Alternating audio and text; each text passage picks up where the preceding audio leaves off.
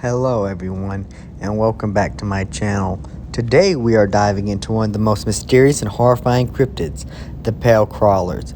These eerie and elusive creatures have captured the imaginations of many with their ghostly and almost otherworldly appearance.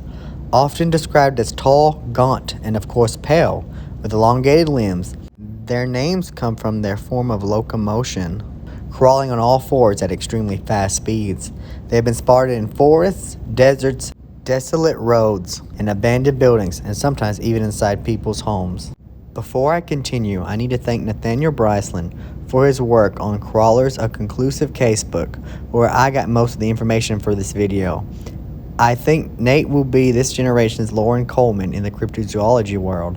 I'll link down in the description where you can order this book if you're interested in spine-chilling stories from eyewitnesses of their encounters with pale crawlers. So what exactly is a crawler? That is a difficult question to answer, but it is a humanoid creature that's pale and crawls on all fours, but seems able to stand up and walk on two legs. There appears to be variations in appearance between eyewitness accounts of the species, but the same can be said for dogs and humans too. For example, some eyewitnesses report them having glowing red eyes, others yellow or orange. Others say large black holes as if they don't even have any eyes. Though witnesses tend to agree the eyes are much larger than humans are in comparison to their heads.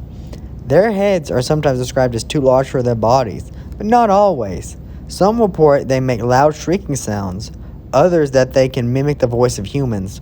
While most encounters, they seem to be eerily quiet. The book brings up a rather large number of examples of them climbing trees or coming down from trees. Perhaps that's where they spend most of their time, their long, spindly limbs camouflaging into the branches.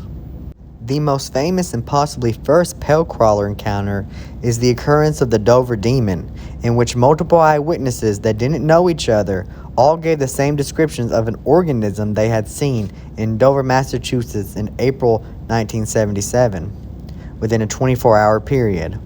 The Dover Demon was first sighted at night by three 17-year-old boys who were driving through the Massachusetts area when the car's headlights illuminated it. Bill Bartlett, the driver, reported he saw what he thought at first was a dog or cat, but upon closer inspection realized that it was a bizarre, unearthly-looking creature crawling along a stone wall on Farm Street.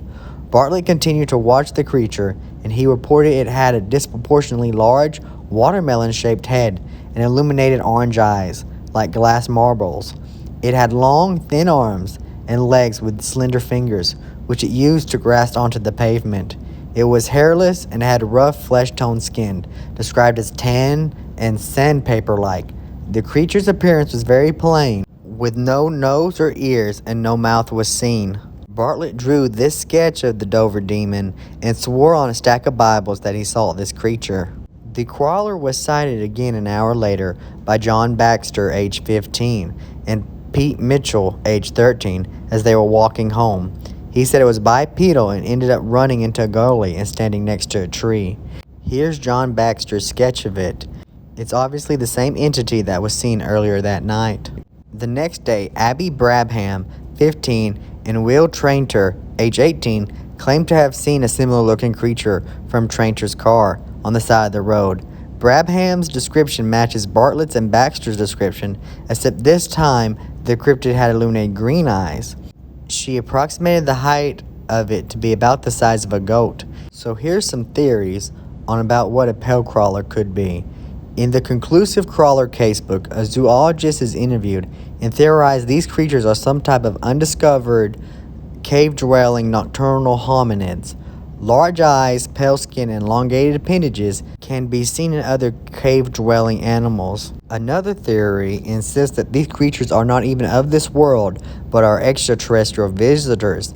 Their similarities between pale crawler's description and that of gray aliens can't be overlooked.